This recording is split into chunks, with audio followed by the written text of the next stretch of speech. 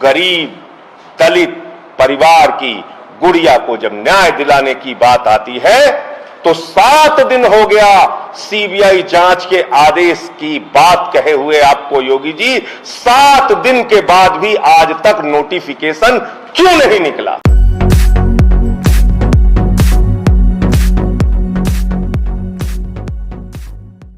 आज की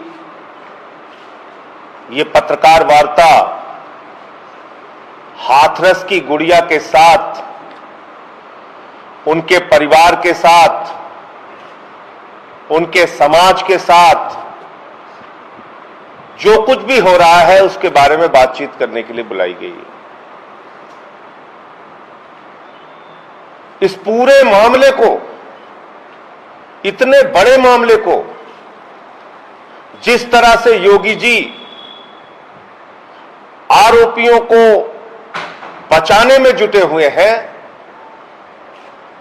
जिस तरह से इस पूरे मामले को डाइल्यूट किया जा रहा है, मैं एक खबर आपको दिखाना चाहता हूं।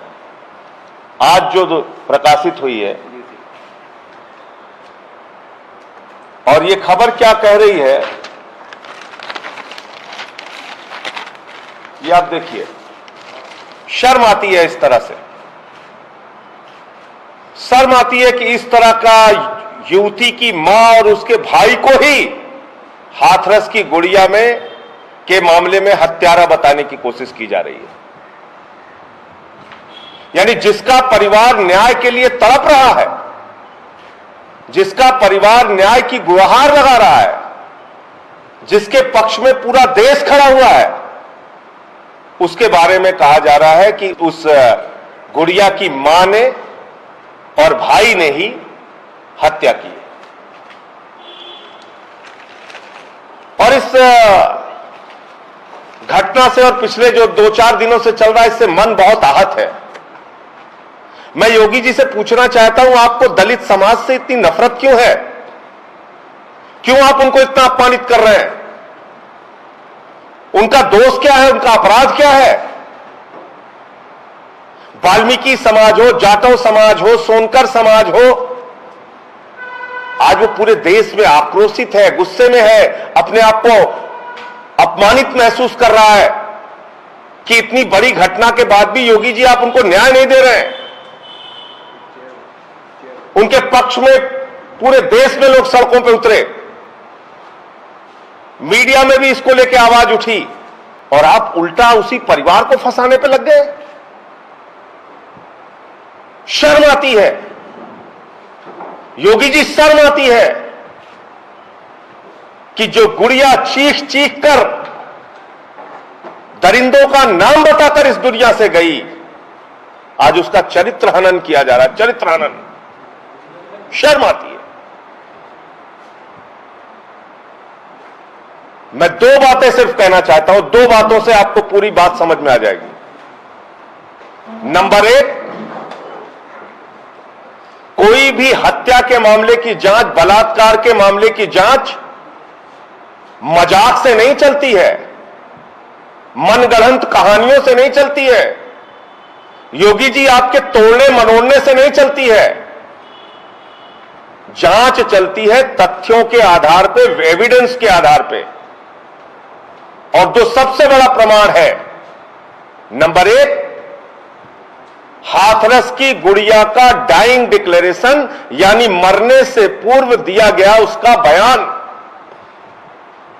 जिसमें उसने बताया कि उसके साथ बलात्कार हुआ है। क्या कारण है आपके पास उस बयान को न मानने का, जिस बयान को सुप्रीम कोर्ट भी मानता है? क्या कारण है आप बताइए? यह कारण है कि वो दलित समाज से आने वाली एक गरीब बेटी थी। यह कारण है कि आप आरोपियों को बचाना चाहते हैं। एक गरीब बेटी की और उसकी पुकार और उसके द्वारा दिए गए बयान को आप सुनना नहीं चाहते। योगी जी बताइए क्या कारण है?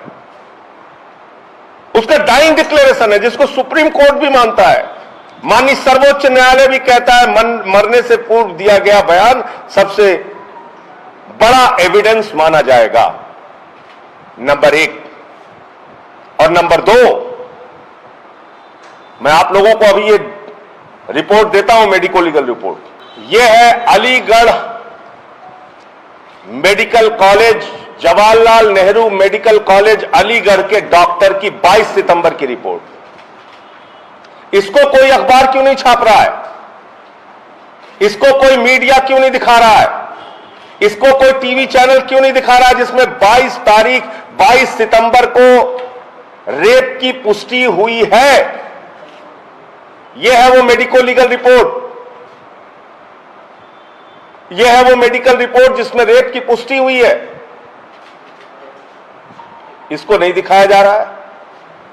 अब आप मुझे बताइए, एक तरफ उस हाथरस की गुड़िया का बयान है, दूसरी तरफ ये 22 सितंबर का, जब वो अस्पताल में थी, जवाहरलाल नेहरू मेडिकल कॉलेज में थी, अलीगढ़ में थी, उस समय की उसकी मेडिको लीगल रिपोर्ट है, चिकित्सीय जांच की रिपोर्ट है, जिसमें कहा गया है कि उसके साथ रेप हुआ है, रेप की पुष्टि हुई है।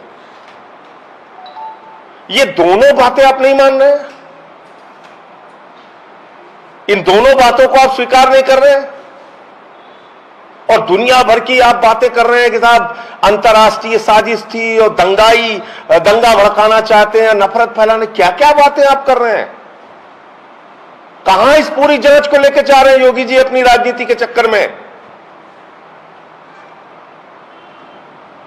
उस परिवार का अपराध यह है कि वो एक गरीब दलित परिवार है, इसलिए आज उसको सब मिलकर अपमानित करने पे लगे हुए हैं। मैं पूछना चाहता हूं, जब ये दो बड़े प्रमाण आपके पास है तो क्या कारण है कि अभी भी उस गुड़िया का चरित्र हनन किया जा रहा है? रात में 2 बजे जबरन उसकी लाश जला दी जाती है। मैं संस्कार नहीं कहूंगा क्योंकि संस्कार तो हुआ नहीं, मां बिलखती रही, एक बार चेहरा तो दिखा दो। संस्कार नहीं हुआ योगी जी, उसको जला दिया आपके प्रशासन ने, पेट्रोल छिड़क के जला दिया, सारे एविडेंस मिट गए, सारे प्रमाण सबूत मिटा दिए, फिर कह रहे हैं रेप नहीं हुआ।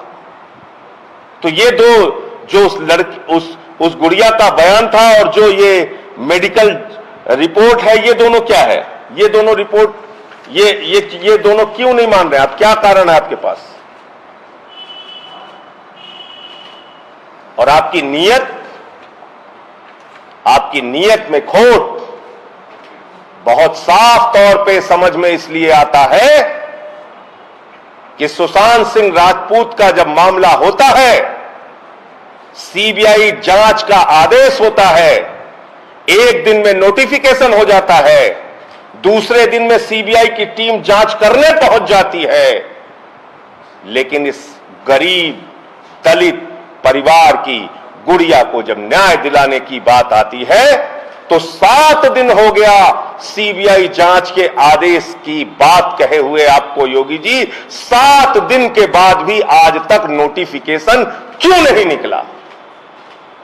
इसका मतलब आपके अपनी एसआईटी के माध्यम से आप उन आरोपियों को बचाना चाहते हैं और इस पूरे मामले पर पर्दा डालना चाहते हैं, इस पूरे मामले को खत्म करना चाहते हैं।